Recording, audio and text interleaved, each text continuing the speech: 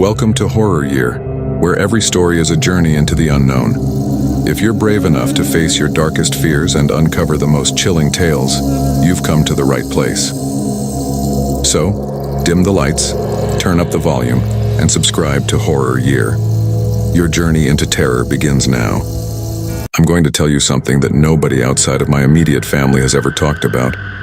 Even though it was all over in a matter of minutes, it seemed to last forever. I'll tell you everything so you can determine what really happened that evening. I had just gotten into bed, and as soon as my head touched the pillow, I fell asleep. I needed the rest because I had a business trip with an early morning departure. As I turned the corner into our bedroom, I heard Ruby, our 8-year-old daughter, racing down the corridor. I muttered, "Not tonight, Ruby," already familiar with the pattern. Every time I had to travel, she seemed to have an automatic alarm that went off. Tom, my husband, and I have performed this exercise numerous times previously. "I don't feel good, Mommy," she would always mumble as she stood by my bedside. Her dad had to see patients early in the morning, so she never wanted to wake him up. I went into mom mode because I was so tired. "All right, is that your head, Ruby? Is it your stomach? Are you attractive? Are you chilly?" I inquired. "Quiet." I made myself sit up and looked at the time, which was 3:45 a.m. Even though Tom could actually sleep through a tornado, I didn't bother turning on the light. "You must respond to me, Ruby. What hurts?" No answer as of yet. With a sigh, I extended my hand to return her to her bed. Something was wrong, yet I could make out her faint form in the shadows. The man in front of me appeared darker than the dimly lit room, considerably darker than the room itself.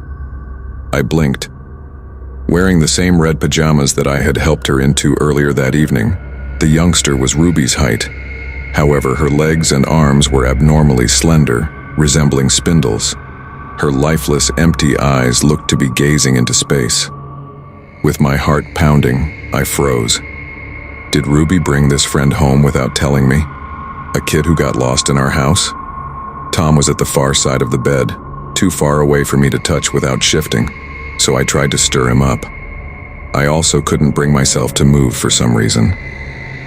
"Awaken, Tom. Wake up, please. Our home is occupied by someone." My voice faltered. The youngster did not move at all. She was looking straight at me now, though. When I moved forward to take a better look, I was horrified by what I saw. This was no kid. With a menacing smile on its face, it slowly started to sway back and forth on its long, thin feet. An uncanny gurgling sound, followed by a gentle whine that sounded just like Ruby's voice, filled the room. I shuddered and tried to tell myself that this must be a bad dream. I wasn't dreaming, though. The bed underneath me was palpable. I could see my nightstand and the clock. I was up, very awake. I let out a scream in a sudden panic. "Hey, Tom! Get up! Our room is occupied by someone." He lurched to his feet, dazed and disoriented. "Why in the world are you yelling?" I'm attempting to go to sleep. I was trembling and about to cry. Tom looked at Ruby, who was now laughing quietly next to him, and then at me. He calmly replied, "Mommy had a bad dream," to her. "You know how Mommy can be a big crybaby sometimes?" It was unbelievable to me. Ruby was giggling as she stood there, all right. Was it all in my head? I was ashamed and terrified at the same time. I muttered, "Tom, something was in our room," as I tried to figure out what it was. It wasn't Ruby. It was something else, something evil. Tom touched my shoulder in a comforting manner. "Michelle, that was just a horrible dream. Your surgery has put you through a lot. After brain surgery, patients frequently have intense hallucinations while they recover. Your brain is simply mending and reconstructing itself." Despite my best efforts to argue, I knew deep down that Tom was correct. I lay back down after nodding, but I couldn't sleep for the remainder of the night. As we had agreed, Tom took Ruby to her grandmother's place the next day. I should relax and not worry about anything, he advised me. However, as I laid in bed by myself that night, an odd incident occurred once more. "Mommy, wake up." I was roused from my slumber by a gentle voice. Ruby's voice, distant and faint, was heard. "Mommy, I don't feel so good." My heart stopped beating. Ruby had visited her grandmother. My skin crawled with anxiety as I bounded to my feet. Once more, the same shadowy figure was standing at the foot of my bed, imitating Ruby's voice while dressed in her pajamas. But now I was aware of the reality. My daughter wasn't this person. I murmured, "You're not Ruby," and stepped back. Ruby is not present. "Who are you?"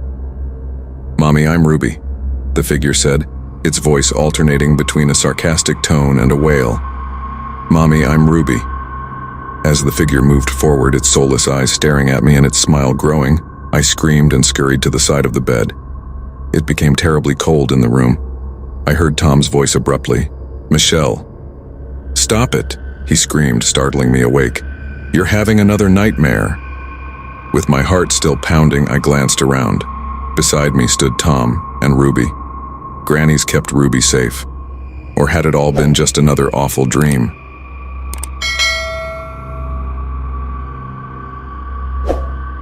And that brings us to the end of today's delightful story. I really hope it had you on the edge of your seat. If you liked this story, I'd really appreciate it if you could hit that like button. It means a lot to me. And if you're new around here, feel free to subscribe. There's always an exciting surprise waiting just around the corner, and you won't want to miss it. Do you have a spooky story to share or a fun idea for our next tale? Feel free to share in the comments below. I'm really curious to know what gives you the creeps the most. And as always, take care, keep exploring.